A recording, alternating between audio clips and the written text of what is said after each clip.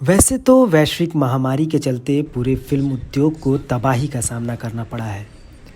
बावजूद इसके साल का मूवी कैलेंडर उन फिल्मों से भरा है जिन्हें हमें ज़रूर देखना चाहिए। इस बात से इनकार नहीं किया जा सकता कि महामारी की वजह से सिनेमा कल्चर ख़त्म होने के दहाने पर खड़ा है और इसमें सुधार की गुंजाइश भी कम ही बची है। जिस तरह से प्रादेशिक छोटे सिनेमा हॉल को मल्टीप्लेक्स निगल गया, उसी तरह मल्टीप्लेक्स को ओटीटी निगल जाएगा। दूसरी तरफ वीडियो स्ट्रीमिंग कल्चर की तरफ से लोगों का रुझान बढ़ा है। ऐसा होने से एंटरटेनमेंट इंडस्ट्री में भारी उछाल आया है। लोगों में बेहतर सिनेमा को लेकर रुझान बढ़ा है, पर मुश्किल अब यह खड़ी हुई है कि बहुत सारे में से कुछ को बेहतर कैसे चुना जाए। इस बात की पूरी उम्मीद है कि आने वाले कुछ सालों में भी ऐसे ही हालात रहें। अफसोस की बात यह है कि हमें इस बात का कोई अंदाज़ा नहीं है कि फिल्मों को लेकर 2021 का कैनवास कैसा दिखेगा। कहीं कहीं सिनेमा हॉल खुले हैं पर दर्शक नहीं पहुंच रहे हैं। अधिकतर सिनेमा हॉल खाली रह रहे हैं। जो फिल्म डिस्ट्रीब्यूटर्स प्रोड्यूसर्स को कॉल कर कहानी तक बदलवा दिया करते थे, उनके लिए रोजी रोटी के लाले पड़ रहे हैं। वो प्रोड्यूसर्स को सिनेमा हॉल में फिल्मों को रिलीज करने के लिए मजबूर तो कर रहे हैं, पर दर्शकों पर उनकी एक नहीं चल रही।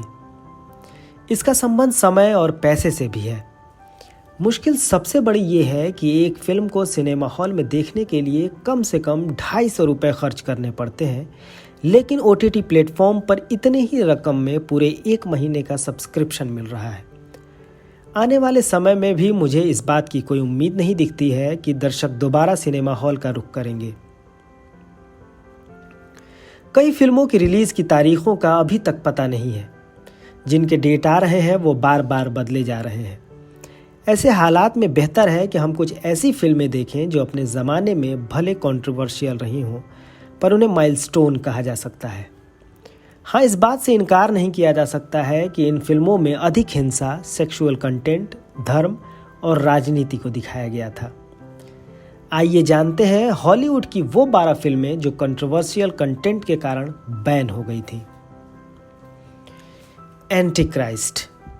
सन 2009 में फ्रांस में बैन एंटीक्राइस्ट फिल्म में अधिक हिंसा और सेक्सुअल कंटेंट दिखाया गया था। प्रोमोवायर नाम के एक कैथोलिक ग्रुप ने कंट्रोवर्शियल सब्जेक्ट के बिना पर आपत्ति जताई थी और फिल्म को कोर्ट में घसीटा था। यह केस संस्था ने जीता, फिर इस फिल्म को बैन कर दिया गया था। Last tango in Paris. Britain, Chile, दक्षिण कोरिया, पुर्तगाल, ऑस्ट्रेलिया, इटली और कनाडा ने इस फिल्म को बैन कर दिया था।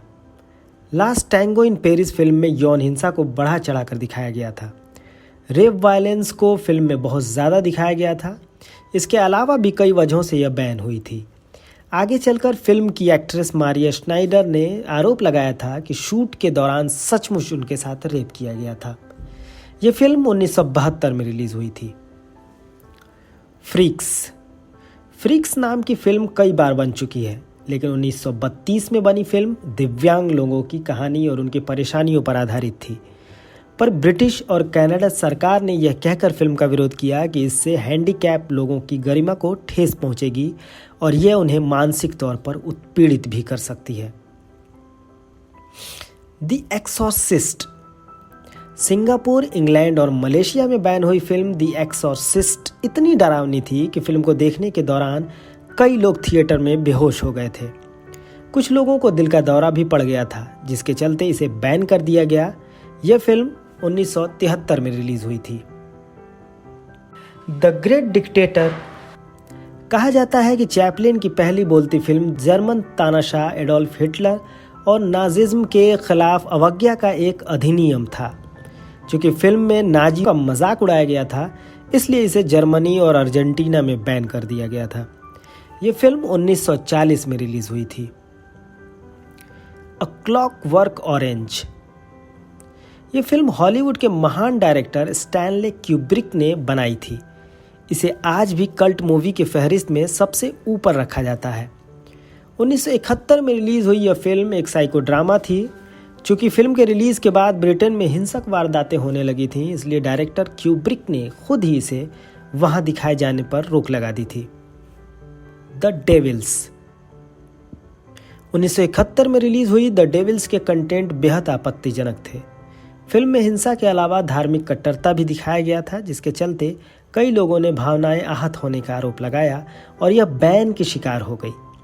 इसे ब्रिटेन और अमेरिका ने बैन किया। सालो और the 120 days of Sodom. Australia, New Zealand, Germany, Norway, Iran, Italy और फिनलैंड के जरिए बैन हुई इस फिल्म में भी हद दर्जे की हिंसा दिखाई गई थी। यह फिल्म फांसीवाद और प्रताड़ना दिखाने के लिए बैन हुई। यह सबसे अधिक देशों में प्रतिबंधित होने वाली फिल्मों में से एक है।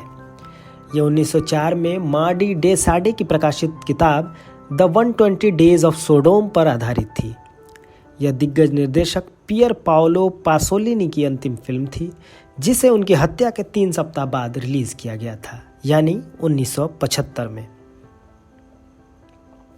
Last house on the left. Last house on the left भी हिंसा और बलात्कार के सीन्स को लेकर बैन की शिकार हुई थी। फिल्म में वायलेंस और रेप जैसे संवेदनशील घटनाओं को बड़े ही क्रूरता से दिखाया गया था। ऐसा माना जाता है कि जो कोई भी फिल्म देखता था, सीन्स को देखकर डिप्रेशन में चला जाता था। इसे Britain, Singapore, Iceland, New Zealand, Norway, Germany और ऑस्ट्रेलिया ने बैन कर दिया था। इसे 1972 में रिलीज किया गया था। I spit on your grave. Germany, Norway, Iceland, Australia, Finland, UK, Ireland, Canada, चीन, सिंगापुर और मलेशिया में बैन हुई film I spit on your grave में रेप और टॉर्चर के विभत्स दृश्य फिल्माए गए थे, इसलिए इसे बैन कर दिया गया। कई दृश्य ऐसे हैं जिसे देखने के बाद किसी को भी आपत्ति हो सकती है। ये 1978 में रिलीज हुई थी। The Vinci code. 2006 में रिलीज हुई द विंची कोड को Bharat, Pakistan, Syria, Belarus, Lebanon और कुछ यूरोपीय देशों ने बैन कर दिया था। डैन ब्राउन की किताब द विंची कोड पहले से ही विवादित थी। फिल्म आने के बाद और बवाल कट गया। कथित ईसाई विरोधी कंटेंट के लिए भारत समेत कई देशों में फिल्म की स्क्रीनिंग पर प्रतिबंध लगा दिया गया था। ईसा मसीह की साथी मेरी मैगडलीन को लेकर कुछ तथ्य दिखाए गए थे, जिस पर ईसाई समुदाय के लोगों को आपत्ति थी। यह फिल्म 2006 में रिलीज हुई थी। The birth of a nation. साल 1915 में रिलीज हुई film the birth of a nation को इतिहास के मील का पत्थर माना जाता है।